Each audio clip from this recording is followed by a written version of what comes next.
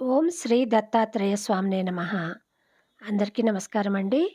సీతారామ ఛానల్‌కు అందరికీ స్వాగతము. ఈరోజు శ్రీ దత్త జన్మ వృత్తాంతము మరియు స్వామివారికి దత్తాత్రేయ అనే పేరు ఎలా వచ్చినదో తెలుసుకుందాము. కృతయుగంలో బ్రహ్మ మానసపుత్రుడు అత్రి మహర్షి మహాతపస్వి. అత్రి మహర్షి పత్ని అనసూయాదేవి ప్రాతిపత్య ధర్మంలో అత్యంత ఉన్నత స్థానంలో ఉండేది. ఆమె పతివ్రత శక్తి, తపస్సు, సాత్వికత లోకాలన్నిటిలో ప్రసిద్ధి చెందింది. అనసూయ అంటే అసూయ లేనిది అని అర్థము. ఆమెలో ఎటువంటి అసూయ, కామము, క్రోధము లేవు. సరస్వతి, లక్ష్మి, పార్వతి త్రిమాతలు ఒకరోజు నారదుల ద్వారా అనసూయాదేవి ప్రాతిపత్య గొప్పతనం గురించి ప్రశంసలు వింటూ ఉండేవారు. లోకంలో అనసూయ వంటి పతివ్రత లేదు అని నారదుల వారు చెప్పేవారు. దీనితో త్రిమాతలకు అసూయ, గర్వము పుట్టింది. అనసూయ ప్రాతిపత్యము ఎంత గొప్పదో పరీక్షించాలని నిర్ణయించుకున్నారు. వారు తమ పతులను వెళ్ళి అనసూయను పరీక్షించమని కోరారు. బ్రహ్మ, విష్ణు, మహేశ్వరులు తమ పత్నుల మాట ప్రకారము సన్యాస రూపంలో అత్రి మహర్షి ఆశ్రమానికి వచ్చారు. అప్పుడు అత్రి మహర్షి వారు అనుష్ఠానానికి వెళ్ళారు. అనసూయాదేవి ముగ్గురు అతిథులను గౌరవంతో స్వాగతించింది. వారికి ఇష్టభోజనము పెడతానని చెప్పింది.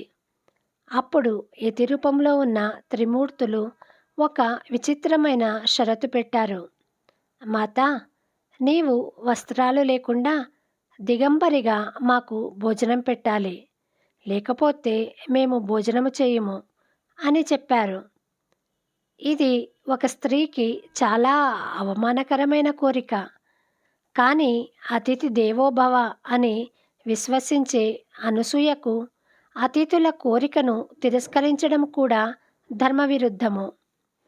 అనసూయాదేవి క్షణకాలము ధ్యానించింది. తన ప్రాతిపత్య శక్తిని, పతిదేవుని స్మరణను ఆశ్రయించింది. ఆమె మనసులో ఇలా అనుకుంది: నా పతియే నా దేవుడు. నా పతిభక్తి సత్యమైతే ఈ ముగ్గురు యతులు నా ముందు శిశువులుగా మారిపోదురుగాక. ఆ సాధ్వి ప్రాతిపత్య శక్తితో త్రిమూర్తులపై తపోజలము చెల్లింది. వెంటనే బ్రహ్మ, విష్ణు, మహేశ్వరులు 6 నెలల శిశువులుగా మారిపోయారు. అనసూయ ఆ ముగ్గురు శిశువులను తన ఒడిలో తీసుకుని తల్లి ప్రేమతో పాలు పట్టించింది, ఊయల ఊపింది, లాలించింది. చాలా రోజులు గడిచినా తమ పతులు తిరిగి రాలేదు. త్రిమాతలు ఆందోళన చెందారు. వారు దివ్య దృష్టితో చూసినప్పుడు తమ పతులు శిశువులుగా మారి అనసూయ ఒడిలో ఉన్నట్లు తెలుసుకున్నారు. వెంటనే సరస్వతి, లక్ష్మి, పార్వతి మాతలు అనసూయ వద్దకు వచ్చి క్షమాపణ కోరారు. మా అసూయ వల్ల ఈ పరిస్థితి వచ్చింది, దయచేసి మా పతులను తిరిగి ఇమ్ము అని వేడుకున్నారు. అనసూయాదేవి చాలా దయాళురాలు. ఆమె త్రిమాతలను ఓదార్చి తన పాతివ్రత్య శక్తితో మళ్ళీ జలము చల్లింది. శిశువులు తమ అసలు రూపాలలోకి మారారు. త్రిమూర్తులు అనసూయ ప్రాతిపత్య ధర్మాన్ని, శక్తిని చూసి ఆశ్చర్యపోయారు. వారు ప్రసన్నులై అనసూయాదేవికి వరము ఇచ్చారు. అమ్మా, మీ పాతివ్రత్య శక్తి అద్భుతమైనది. మేము ముగ్గురము కలిసి ఒక్క పుత్రునిగా నీకు జన్మిస్తాము. అతడు మా ముగ్గురి అంశలు కలిగి ఉంటాడు. వెంటనే త్రిమూర్తులు ఏకమై దత్తాత్రేయ రూపంలో అవతరించారు.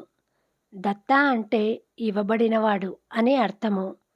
త్రిమూర్తులు అత్రి, అనసూయలకు వరంగా ఇచ్చిన పుత్రుడు కాబట్టి ఆయనకు దత్తాత్రేయ అని పేరు వచ్చింది. దత్తాత్రేయ స్వామి 3 తలలు 6 చేతులు కలవాడు. బ్రహ్మ అంశ సృష్టి, జ్ఞానము, విష్ణు అంశ పాలన, రక్షణ, శివ అంశ సంహారము, యోగము. స్వామివారి చేతుల్లో త్రిశూలము, చక్రము, కమండలము, డమరుకము, శంఖము వంటి త్రిమూర్తుల ఆయుధాలు ఉంటాయి. 4 శునకాలు చతుర్వేదాలుగా ఆయనను అనుసరిస్తాయి. పాదాల వద్ద ఒక గోవు అంటే కామధేను ఉంటుంది. ఇలాంటి సుందర రూపిని దర్శించి అర్చించి దేవదేవుడు, అఖిలాండ కోటి బ్రహ్మాండ నాయకుడు, రాజాదిరాజు యోగిరాజును మనసారా వేడుకుందాము. జై గురుదత్త.